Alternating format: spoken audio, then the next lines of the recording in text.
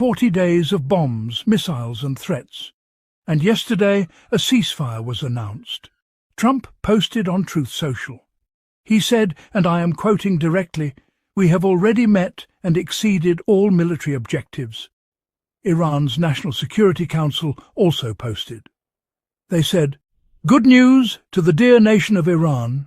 Nearly all our war objectives have been achieved." Both sides claiming victory on the same day. Only one of them is telling the truth.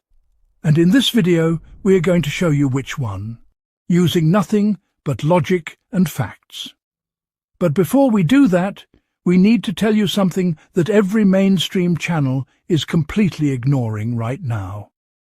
While the ceasefire was being announced, while people were celebrating in the streets of Tehran, Israel officially declared it is permanently occupying Lebanon. Not temporarily, not a buffer zone, permanently. And the ceasefire, according to Netanyahu himself, does not include Lebanon. So the war ended. But the land theft did not. Stay with us.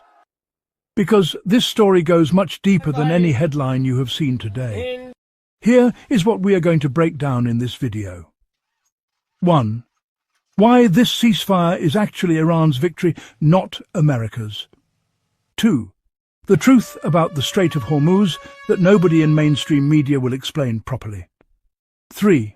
What Israel is doing in Lebanon right now, while every camera points somewhere else. 4. Why Netanyahu personally needs this war to continue, because without it he goes to prison. And 5. The most important question of all. Israel bombs mediators everywhere in the Middle East, journalists, UN peacekeepers, hospital workers. But Pakistan's Prime Minister just brokered the entire ceasefire from Islamabad, completely untouched. Why? We will give you the answer that changes how you see everything happening in this region. Let's go. Part 1. The ceasefire, and who actually won. Let us start with what just happened. On February 28, 2026, the United States and Israel launched Operation Epic Failure. They bombed Iran's nuclear sites, military commanders, government infrastructure. And on day 1, Israel assassinated Iran's supreme leader, Ali Khamenei. Trump said this war would be over in weeks. He said Iran would surrender. He said America would dictate the terms. Now, let us look at the actual ceasefire terms. Iran submitted a 10-point proposal. Trump called it workable. Here is what is in Iran's 10 points. Point 1. America must permanently guarantee it will never attack Iran again. Point 2.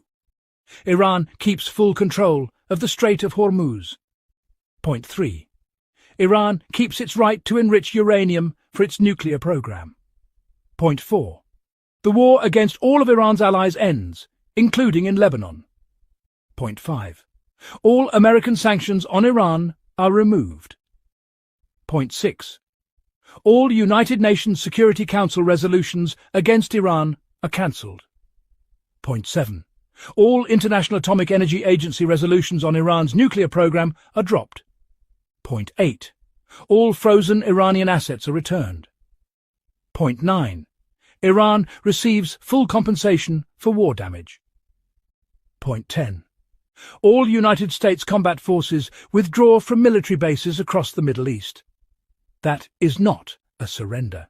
That is a winner's list. And Trump, the man who 2 hours earlier threatened that a whole civilization will die tonight, called it workable.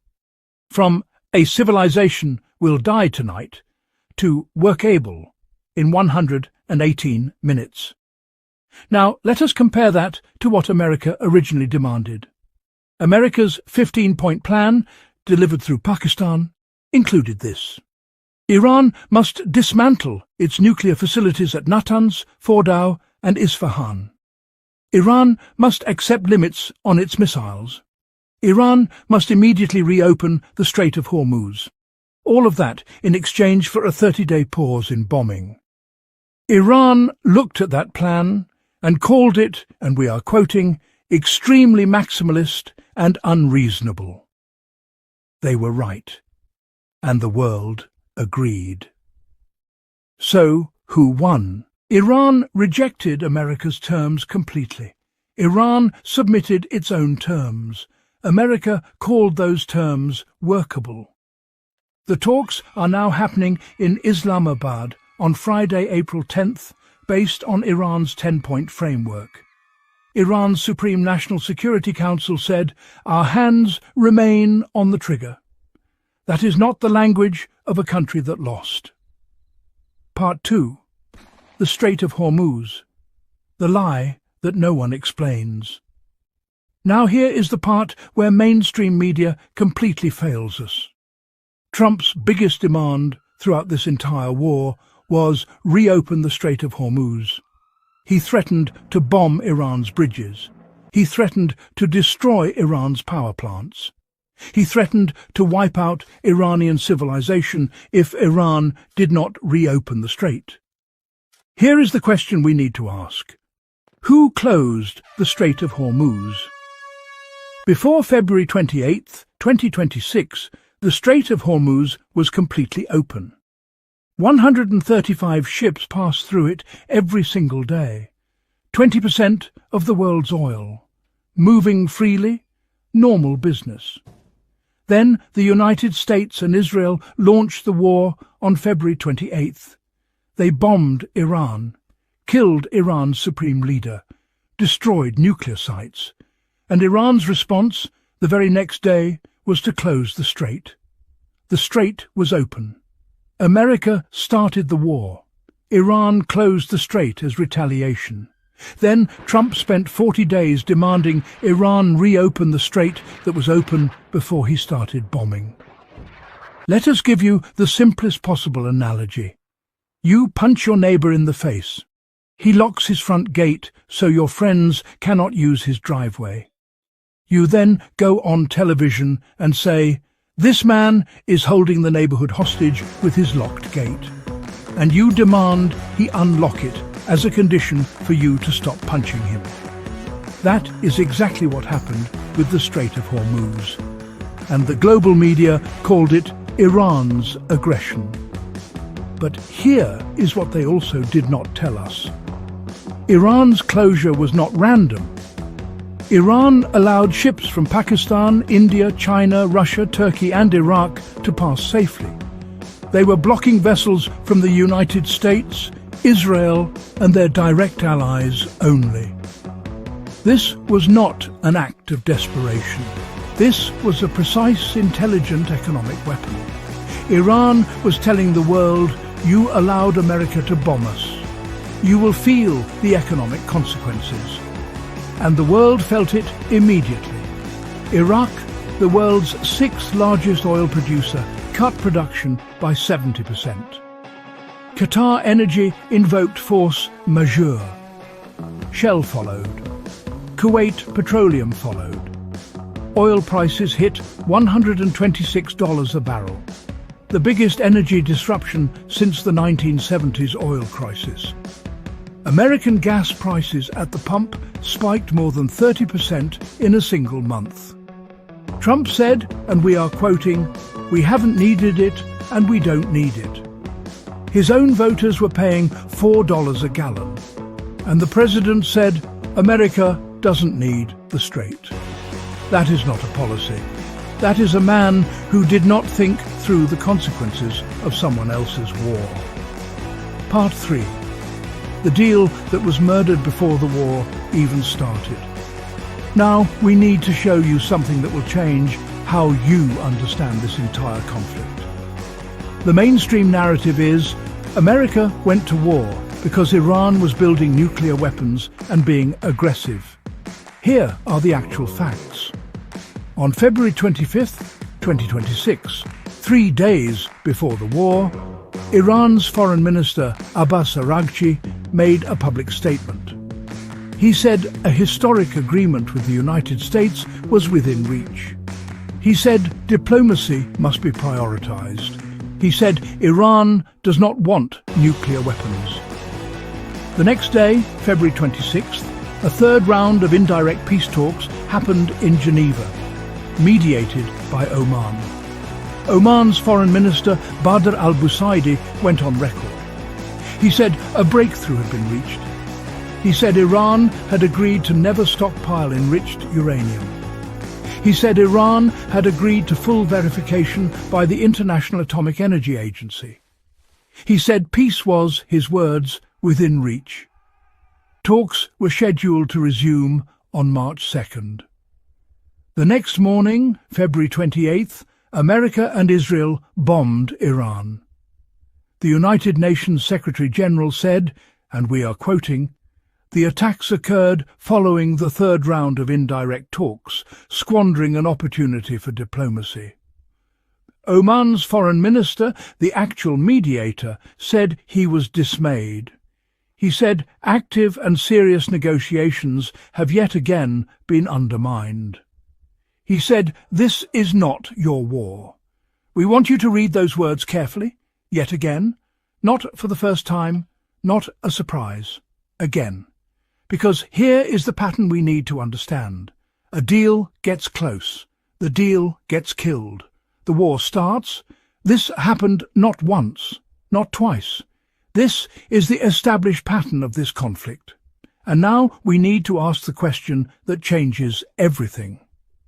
On February 10th, 18 days before the war started, Netanyahu, described by his own allies as increasingly alarmed that negotiations would succeed, met with Trump to push for military action. Alarmed that peace would succeed. We believe that single sentence should be the headline of every newspaper on earth. Part 6. The man who needs war to stay free. Now, let us talk about the person at the center of all of this, Benjamin Netanyahu. He has been on trial since 2020 for bribery, fraud and breach of trust. 3 separate cases. If convicted on even one charge, he will be barred from public office. He faces up to 10 years in prison. He has not admitted guilt. He has requested a pardon from Israel's president.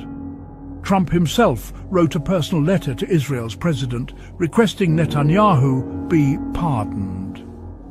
During his first press conference since the war started, 12 days into the conflict, Netanyahu called his own corruption trial an absurd circus. He called it that. During a war. His first press conference in 12 days, and he spent it demanding a pardon.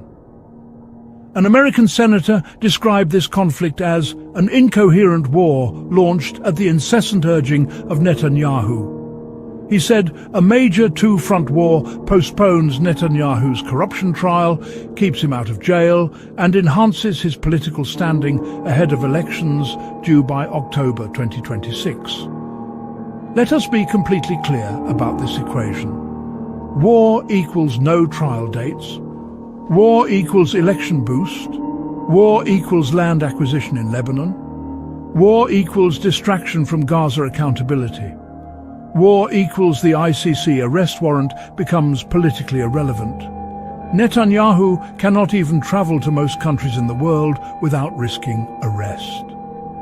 He skipped the World Economic Forum in Davos because Switzerland would have been legally required to detain him under the International Criminal Court warrant. This man, who cannot move freely around the world, convinced the most powerful military on earth to fight his war. And America paid for it, with aircraft, with money, with alliances, with credibility.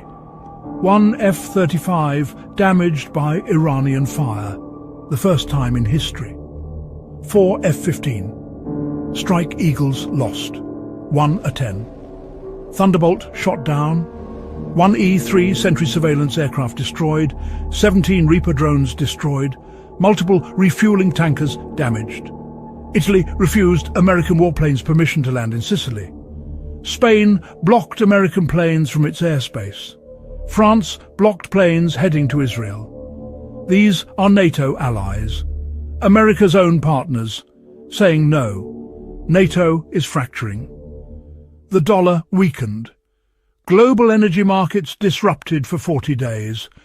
And the final deal is Iran's deal, on Iran's terms, brokered by Pakistan, not America. Part 7. The final count. Let us be honest about what 40 days actually produced. America wanted to eliminate Iran's nuclear program, still intact. America wanted to control the Strait of Hormuz. Iran now coordinates who passes through. America wanted to demonstrate regional dominance. NATO allies publicly refused to cooperate. Iran declared nearly all war objectives achieved. America declared victory too. Only one of them is standing on facts. Now let us be honest about this ceasefire. 2 weeks. Just 2 weeks. And on April 10th, delegations from America and Iran meet in Islamabad, under Pakistani mediation. That is where the real story continues, because everything that matters is still unresolved. Iran's nuclear program, still on the table. US forces in the Middle East, still there. Lebanon, still under military operations.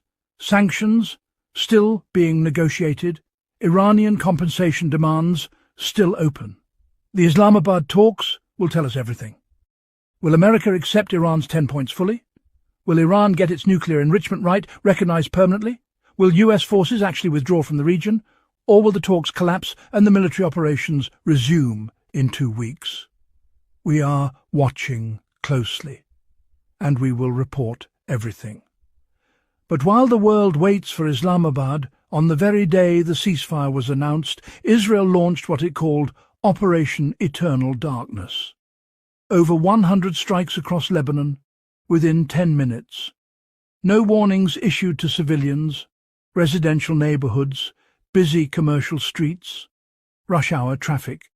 A cemetery in the Bekaa Valley struck during a funeral service. 3 young girls lost their lives in the coastal town of Adlaun. 254 civilians confirmed as casualties. 1,165 others injured. All on the same day, Trump posted about a golden age of the Middle East. Pakistan's Prime Minister said the ceasefire covers everywhere, including Lebanon. Netanyahu said it does not, and Beirut continued to suffer. Now, let us say the one thing no mainstream channel will say directly. Benjamin Netanyahu does not want this conflict to end. He never did. Without this conflict, he faces serious legal proceedings. Without this conflict, he faces potential removal from office. Without this conflict, he loses the upcoming election. Without this conflict, the world focuses on the territorial seizure happening in Lebanon right now. This conflict is not his foreign policy. This conflict is his legal protection strategy. The seizure of southern Lebanon is not about security. It is about territory. The military operations in Beirut are not about any armed group. They are about distraction. 254 Lebanese civilians paid the price for one man's legal situation today. Remember that the next time you see a headline about Israel defending itself, ask who is actually being defended, the nation or the individual facing criminal proceedings. That is the story behind the story. The mainstream media will call this a diplomatic breakthrough. They will not tell us about the Oman negotiations that were progressing the day before the military operation started. They will not explain who actually closed the Strait of Hormuz and why. They will not show us 254 civilian casualties in Beirut while the world celebrates a ceasefire. They will not connect Netanyahu's legal proceedings to the continuation of this conflict. Watch what happens in Islamabad on April 10th. We will be here to break it down for you. Share this video right now, not tomorrow. Right now. Because platforms suppress this kind of analysis. Your share is the only way this reaches the people who need to see it. 254 civilians lost their lives in Lebanon today. The least we can do is make sure the world knows. We do this together. The story behind the story. What do you think? Let me know your thoughts in the comments.